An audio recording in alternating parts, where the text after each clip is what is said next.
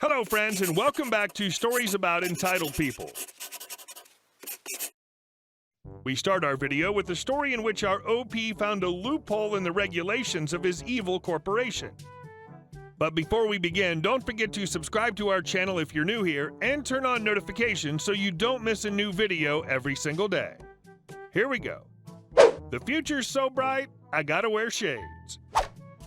I work up north in oil and gas doing site facility maintenance, and I started the job when the boom was happening, but we soon started down the backside and cuts were made. In order to cut costs, they cut our overtime, our hours, took away our flights because it was fly in and fly out, and generally made life miserable.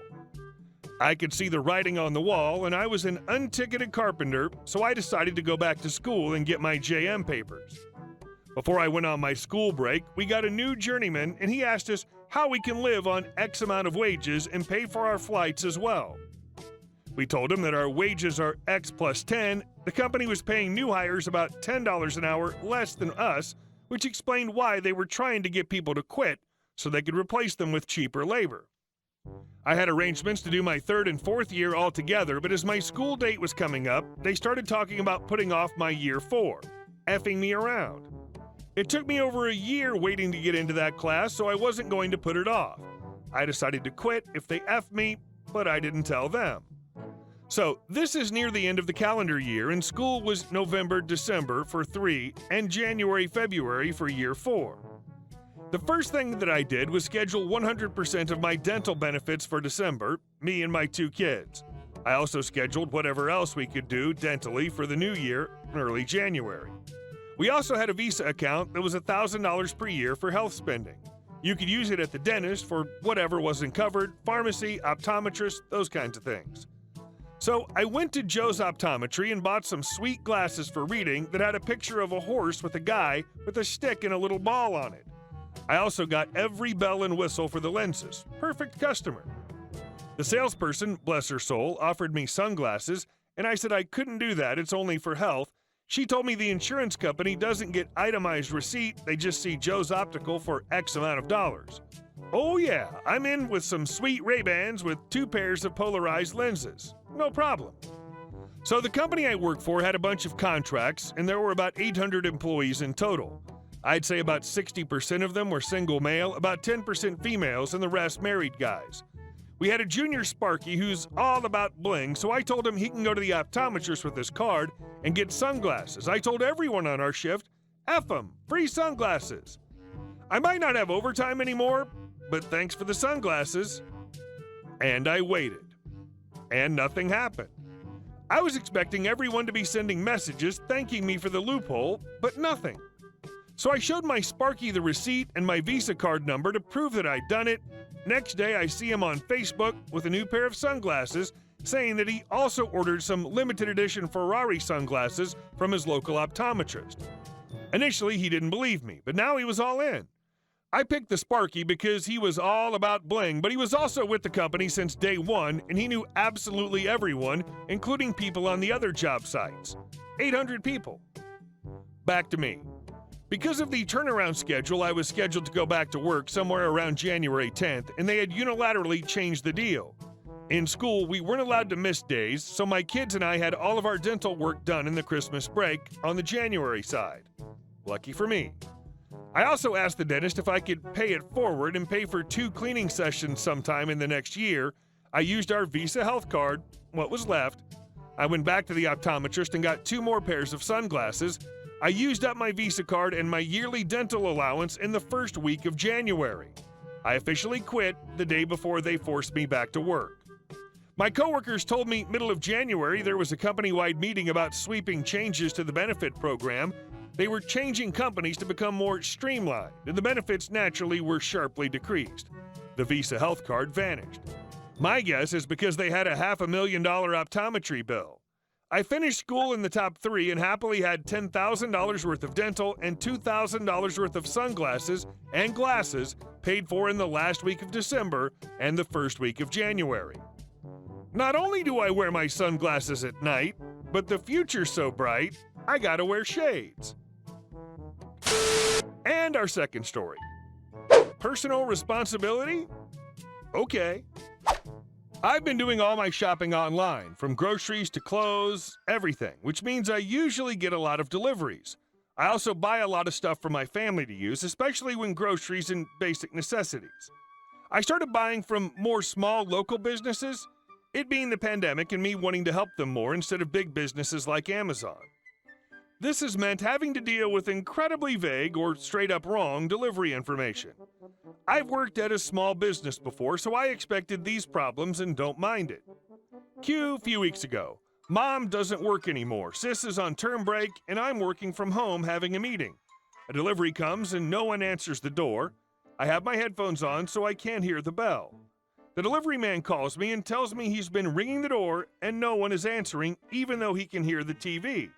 I apologize and run out to collect the parcel, see my mom in front of the telly with so much indifference.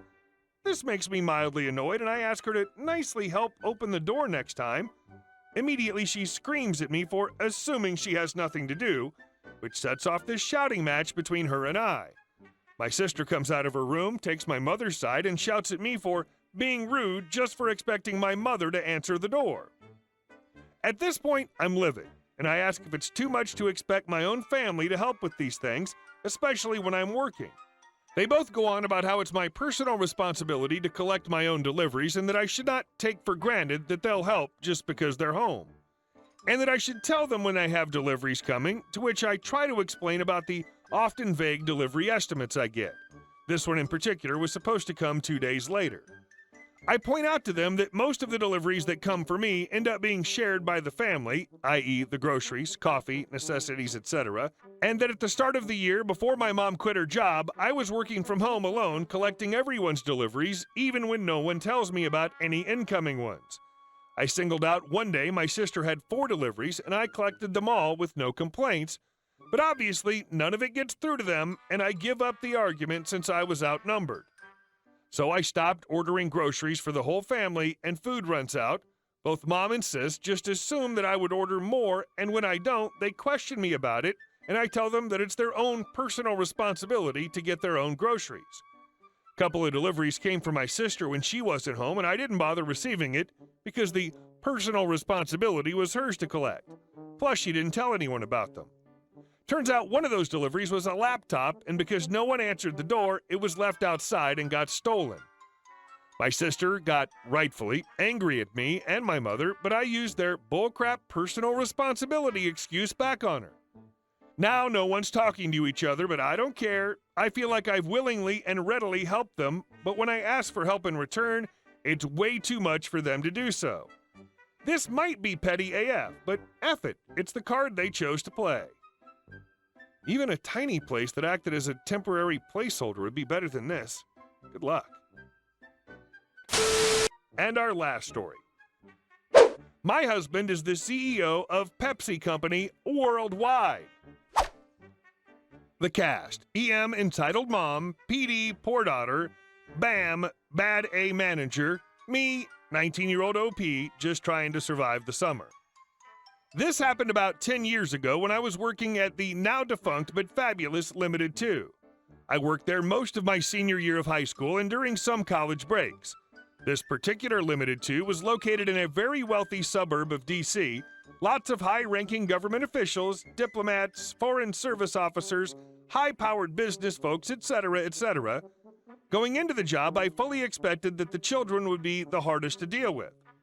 Well, from the title of this sub, you've probably caught on that that was not, in fact, the case. I encountered many EMs while working there, moms who you think will babysit and leave their kids, moms trying their hardest to get deals, but this EM definitely took the cake. It was a fairly slow weeknight in the middle of the summer. We were about 5 minutes from closing when EM walks in with her 7- and 8-year-old demanding attention from the staff. She had in her hands a pair of flip-flops, both of which were extremely dirty and obviously worn, and one had a broken strap. In a fury, she insists that we let her return the clearly defective flip-flops. EM told me she had just purchased them from our own store last week and that they'd never been worn, an obvious lie, and couldn't believe we would endanger her child's life with such a poor product.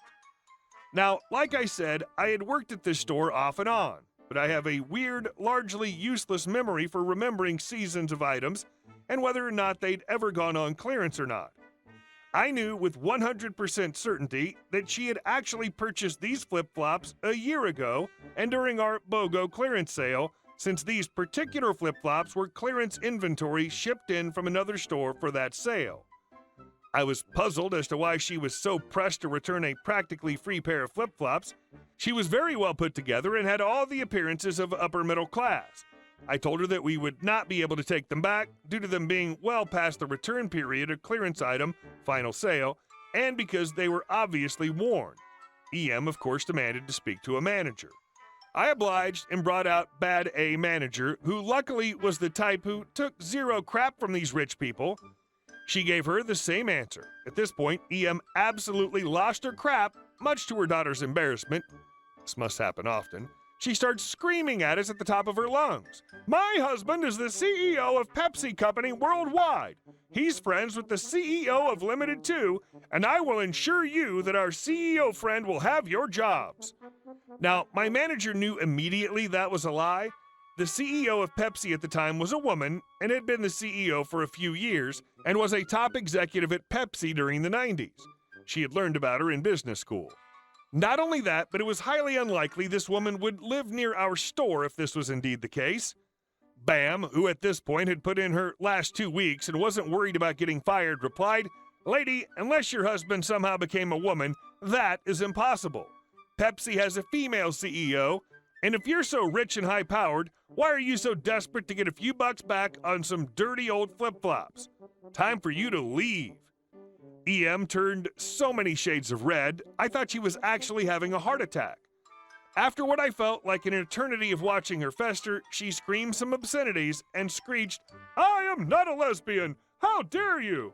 My husband is the CEO! You are wrong! You don't know anything! You're just a retail worker! My husband is not going to like this one bit! This isn't the last you'll hear from me! Since we'd already closed and locked the doors, I had to very awkwardly escort EM and PD out of the store and fumbled around to unlock the doors while she impatiently waited to make her dramatic exit.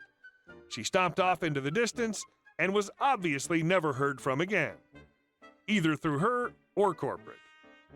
Okay, who put vodka in Entitled Mom's Pepsi? Okay, guys, thank you all for watching the video. I'll see you in the next one.